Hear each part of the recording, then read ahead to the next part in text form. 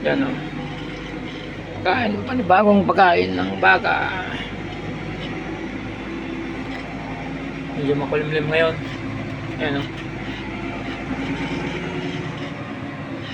Yan yung State Highway 1 doon sa may doon, wala. Gilid ng highway. Na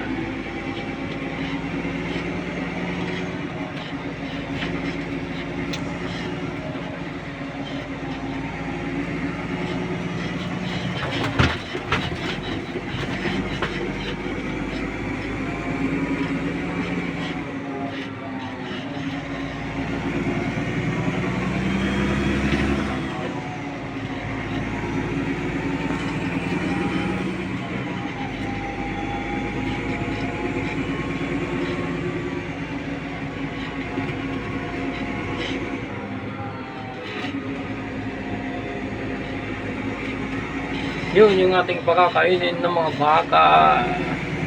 Medyo malayo.